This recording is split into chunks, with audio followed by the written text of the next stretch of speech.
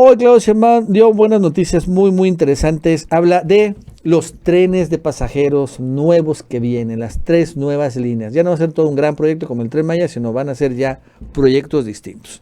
Vamos a escucharlo. México, Guadalajara, por supuesto pasando por Querétaro.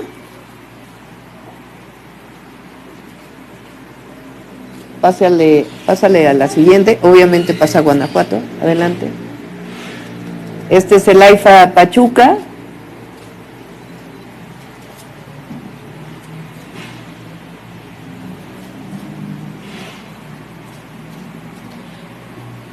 Son 150 kilómetros, pero ese es completo. Y después, ahora sí, el siguiente.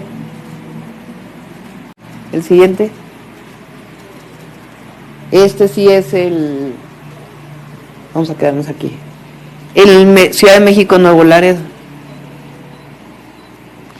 Entonces incluiría San Luis Potosí, Querétaro evidentemente, San Luis Potosí, Monterrey y de ahí a Tamaulipas, Nuevo Laredo. Estamos hablando de alrededor de 1,143 kilómetros. Entonces ya estamos estudiando lo primero, que es el derecho de vía. Vamos a ver. Salen fuera. Vamos a ver, es que no se ve muy bien ahí. Vamos a entrar bien porque hay más información en las gráficas, en estos. Pero vamos a ponerlo bien. La verdad es que súper interesante lo que pone Claudio Sheinbaum. A ver. De entrada, vamos a ver el México-Guadalajara. Aquí dice que los kilómetros entre Ciudad de México y Guadalajara del tren van a ser 581 kilómetros. Va a ser ejecutado, o bueno, se va el periodo de ejecución entre el 1 de octubre de 2024, porque se va a licitar, es lo que quiere hacer este año Claudio Sheinbaum, ¿no? Y van a ser 55,000 millones de pesos de inversión. 55,000 millones de pesos. Financiamiento dice concesión. Se van a generar 37,000 empleos directos, 18,500 indirectos solo para el tramo Irapuato-Guadalajara. Entonces, aquí yo no sé si se va a conectar con las otras líneas férreas, pero bueno, es que no hay un tren a Querétaro, porque va a pasar de Ciudad de México, Querétaro, va a pasar por Guanajuato, y va a acabar en Guadalajara, en Jalisco. 55,000 millones de pesos. Ahora, el otro tren es el de, a ver, no es este. El de la AIFA a Pachuca. Recuerden que ya hay un tren, va a haber un tren de la AIFA a la Ciudad de México. O sea que ahí se va a conectar, va a haber un tren de la Ciudad de México a Pachuca, que va a pasar por el AIFA. Entonces, este es un tren de 150 kilómetros y 20,000 millones de pesos es lo que va a costar. Y el tren verdaderamente impactante es este. 1,143 kilómetros desde la Ciudad de México hasta Nuevo Laredo. Estamos hablando que se va hasta la frontera de México en un tren. Va a ser igual construido en 5 años y va a tener un presupuesto de 400,000 millones de pesos. Esta es la gran apuesta finalmente de Claudio Sheinbaum. Un tren que pasa por Hidalgo, por Querétaro, por Guanajuato, por San Luis Potosí, toca en Coahuila, llega a Nuevo León, sube por Tamaulipas y acaba en Estados Unidos, ¿no? Es un super mega tren conectando el centro con Estados Unidos, de pasajeros, obviamente también de carga, pero bueno, también de pasajeros. 400,000 millones de pesos más, el otro primero, 55,000, o sea, ya van 455,000 y 20,000, más o menos 500,000 millones de pesos. ¡Wow! En trenes. A ver, 1,500, como más o menos en 1,600 kilómetros. 1,600 kilómetros. Dijo Claudio Sheinbaum que son 3,000 kilómetros. O sea que faltan otros proyectos de trenes. Estos son 3, faltarían supongo que otros, no sé, otros más. Wow, wow, wow, wow. Ojo con el dato.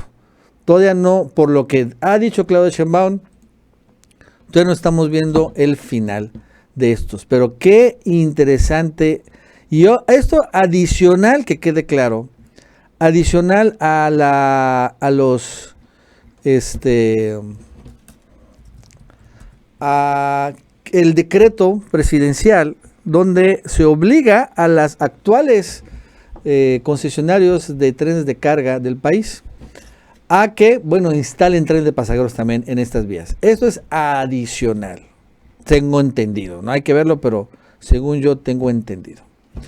Bueno, otro tema, hoy, ojo con el dato, Claudia Sheinbaum le pone un témpano de hielo a la propuesta de 40 horas. Sí, sí, no es prioritaria, y eso que tiene mayoría calificada, que tienen que hablar con los empresarios. Vamos a escucharla.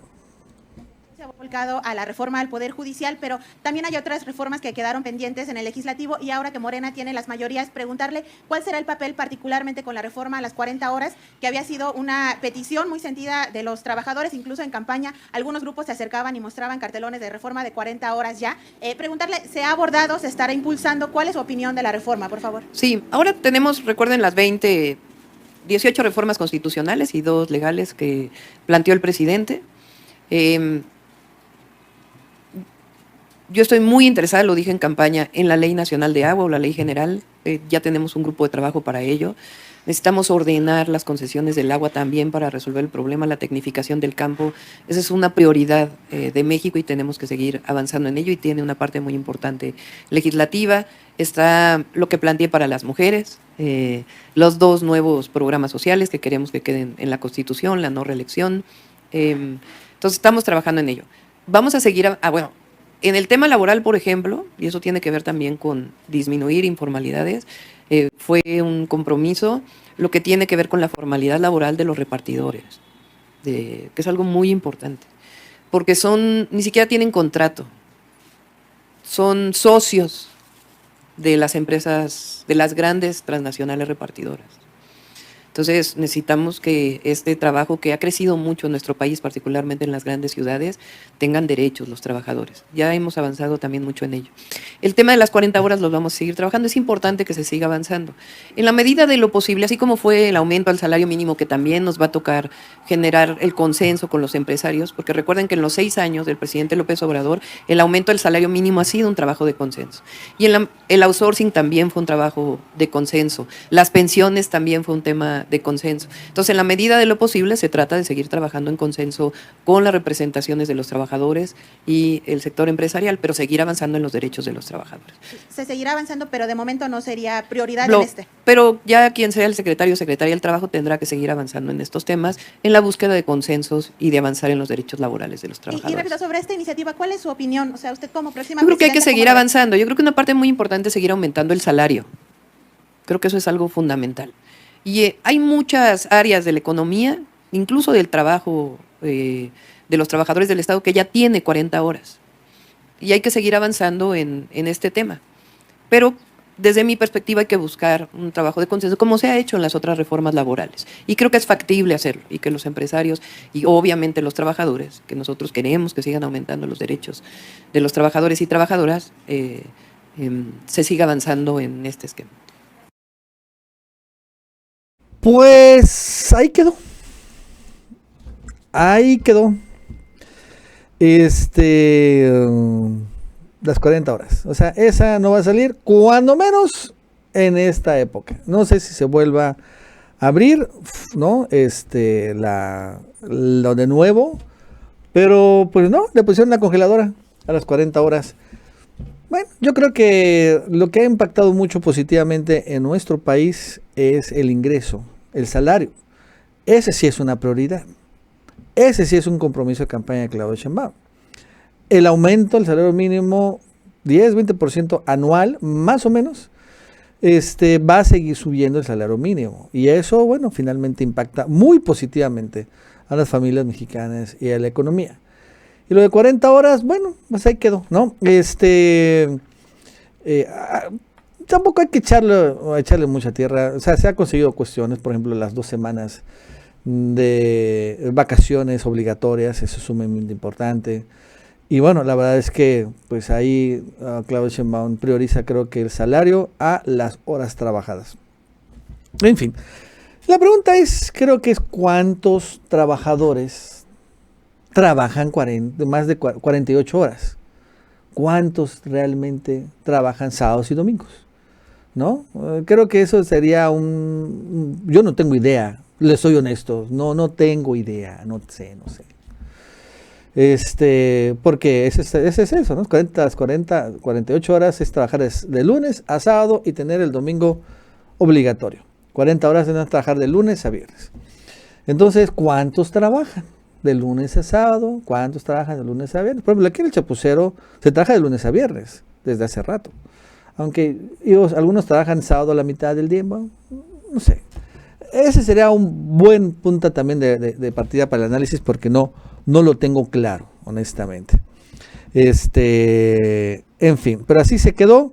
Y ahí vamos a ver cómo continúa, pero bueno, ya quedó descartado por lo pronto las 40 horas en el vamos a ver si mediano plazo, corto mediano plazo.